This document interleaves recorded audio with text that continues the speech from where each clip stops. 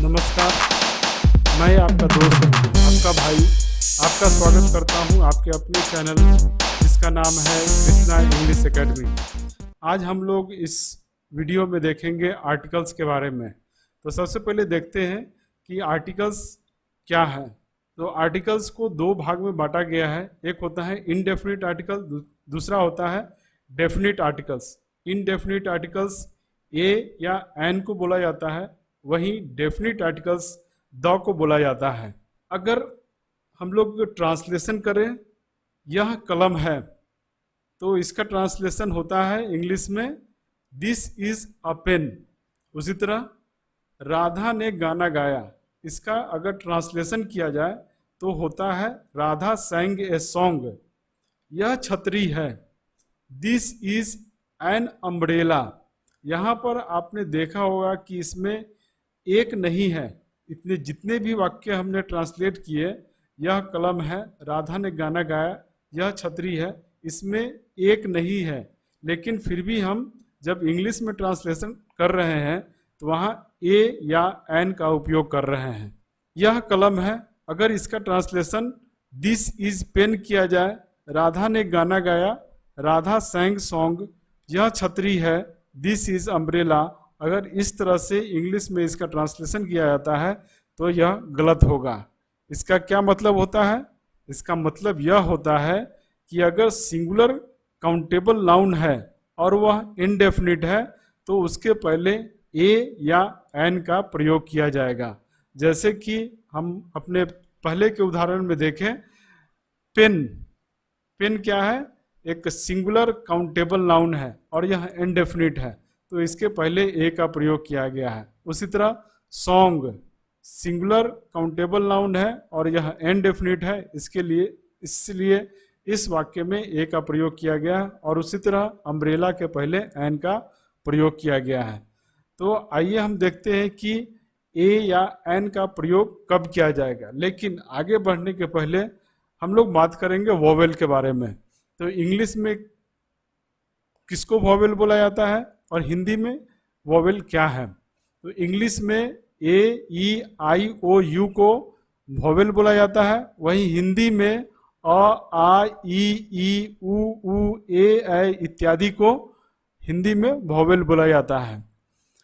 तो जब हम किसी भी वो शब्द का उच्चारण करेंगे तो उसके प्रोनाउंसिएशन पे हम ध्यान देंगे कि उसका प्रोनाउंसिएशन किस तरह से हो रहा है। अगर प्रोनाउंसिएशन वोवेल की तरह होता है, अगर जो प्रोनाउंसिएशन कर रहे हैं उसका उच्चारण वोवेल होता है, तो हम एन का उपयोग करेंगे उस शब्द के पहले। जैसे एन अम्ब्रेला, अम्ब्रेला को अगर हम उच्चारण करते हैं अम्ब्रेला, आ रहा है, अम्ब्रेला में क्या आ रहा है? शुरू में आ रहा है, तो यहाँ हम एन का उपयोग करेंगे। उसी तरह ऑनेस्ट, ऑनेस्ट, ऑनेस्ट क्या आ रहा है? आ रहा है, तो एन का उपयोग किया जाएगा। अगर शब्द का उच्चारण करते समय कॉन्सोनेंट आता है, मतलब कि जो हमारे ऊपर बताया गया वोवेल है, अगर वो वोवेल नहीं आते हैं और उसकी जगह पे कॉन्सोनेंट आता है, तब हम उस शब्द के पहले ए का प्रयोग करते हैं। जैसे a university, A 1 rupee note, यहाँ पर व क्या है? कॉन्सोनेंट है। यूनिवर्सिटी, यूनिवर्सिटी क्या है? यूनिवर्सिटी में यू आ रहा है, मतलब उसके पहले ए लगेगा, ये एक कॉन्सोनेंट है, मतलब ए लगाया जाएगा। कई बार ऐसा भी देखा गया है कि हमारे वाक्य में वोवेल नहीं होता है, वहाँ कॉन्सोनेंट होता है, लेकिन उसका जब उच्चारण करते हैं तो ये वोवेल की तरह उच्चारित होता है, तो वहाँ पर हम एन का प्रयोग करते हैं, ना कि ए का। जैसे कि he is an MLA, MLA का अगर उच्चारण करते हैं क्या आ रहा है? एमएलए ए, एमएलए ए, मतलब कि एमएलए के पहले एन का प्रयोग किया जाएगा। उसी तरह ही लॉज्ड एन FIR, FIR ए, FIR ए, मतलब कि FIR के पहले हम एन का प्रयोग करेंगे। अगर वाक्य में एडजेक्टिव आ रहा है तो एडजेक्टिव के पहले हम ए या एन का प्रयोग करते हैं।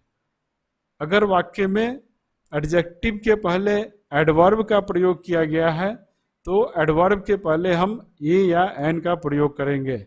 जैसे Radha is a beautiful girl. Beautiful क्या है? एक एडजेक्टिव है, तो एडजेक्टिव के पहले हम ए का प्रयोग करेंगे। इसमें ब्यूटीफुल, ब्यूटीफुल बी यहाँ आ रहा है, मतलब कि एक कॉन्सोनेंट है और यहाँ पर ए का प्रयोग किया जाएगा। राधा एक खूबसूरत लड़की है, Radha is a beautiful girl. उसी तरह Radha is an extremely beautiful girl. यहाँ एक्सट्रीमली एडवर्ब है और यह एडजेक्टिव ब्यूटीफुल के पहले आया है, तो हम ए या एन का प्रयोग करेंगे यहाँ। तो ई क्या है? हमारा वोवेल है, तो वोवेल के पहले एन लगाना है, तो इस वाक्य में एन लगेगा और सेंटेंस बनेगा Radha is an extremely beautiful girl, मतलब राधा अत्यंत सुंदर लड़की है। जनरली प्रॉपर नाउन के पहले ए या एन का प्रयोग नहीं किया जाता है, लेकिन अगर वक्ता किसी ऐसे व्यक्ति के बारे में बता रहा है जिसको वह नहीं जानता है, तो उस व्यक्ति के पहले, उस व्यक्ति के नाम के पहले हम ए या एन का प्रयोग करते हैं। जैसे this novel is written by a Ramesh, this book is read by a Suresh. यहाँ रमेश और सुरेश जो है उस वक्ता के लिए अननोन है, उस वक्ता के लिए अनभिज्ञ है, और इसलिए हम यहाँ ए का प्रयोग कर रहे हैं।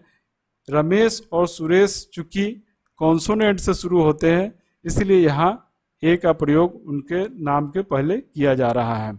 जब हम एक्सक्लामेटरी सेंटेंस बोलते हैं, मतलब वैसे सेंटेंस जहाँ पर आश्चर्य का बोध होता है, तो वहाँ वाट के बाद और सिंगुलर नाउन के पहले, सिंगुलर काउंटेबल नाउन के पहले ए का प्रयोग किया जाता है। जैसे व्हाट ए ग्रांड ब्यूटीफुल, मतलब कितनी शानदार बिल्डिंग है।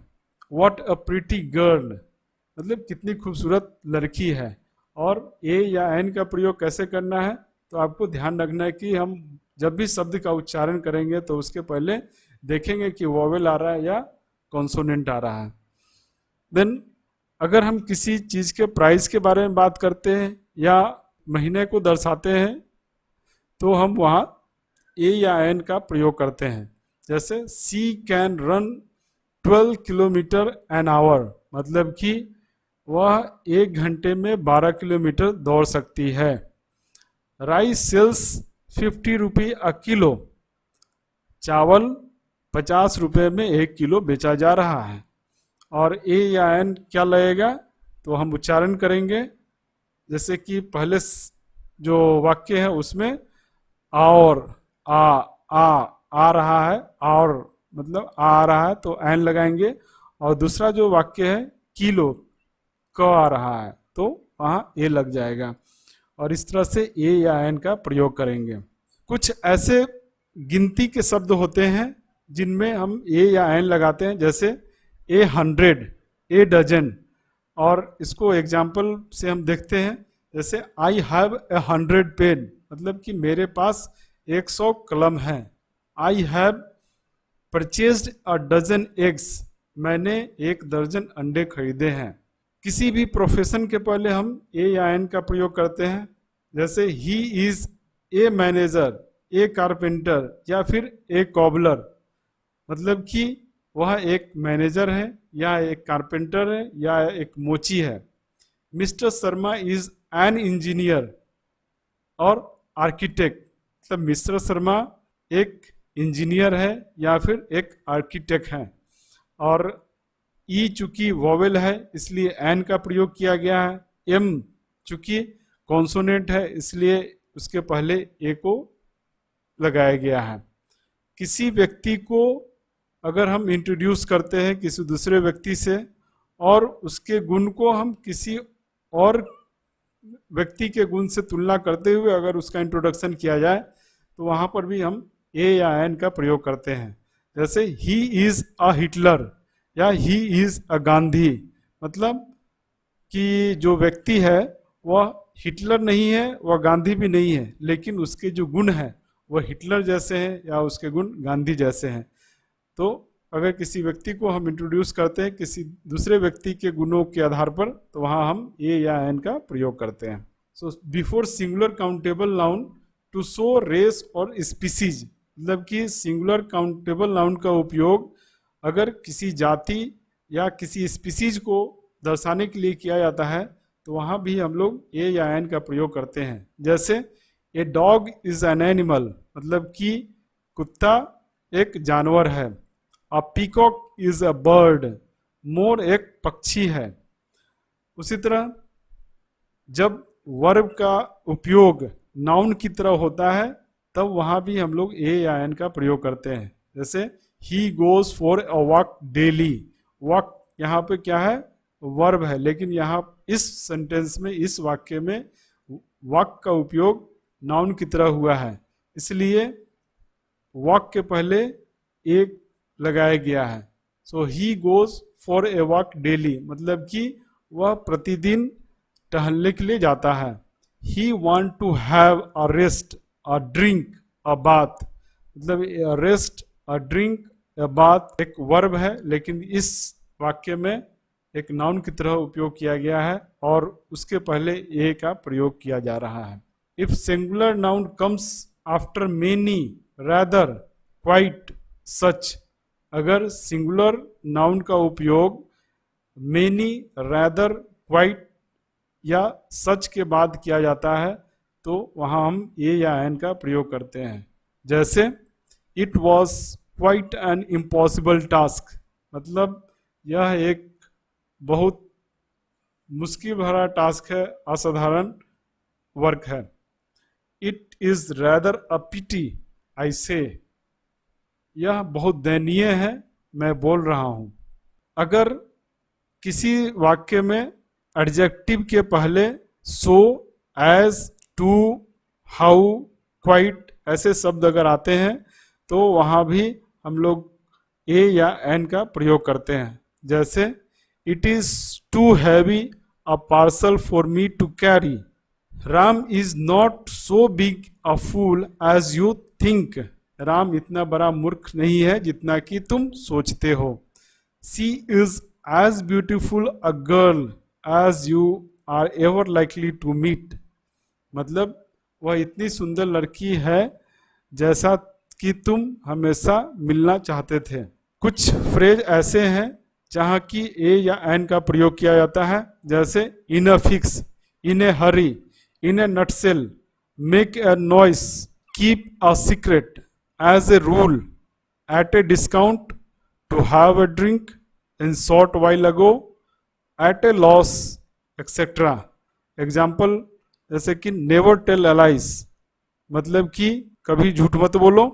Do not make a noise, मतलब हल्ला मत करो। तो दोस्तों, कैसा लगा आज का वीडियो?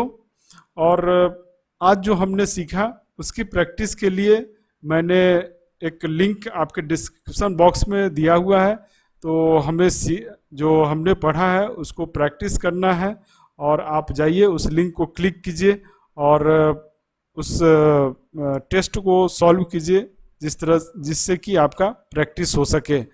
तो आज के वीडियो में बस इतना ही, और इस वीडियो को लाइक करें, सब्सक्राइब करें और शेयर करें। धन्यवाद, थैंक यू।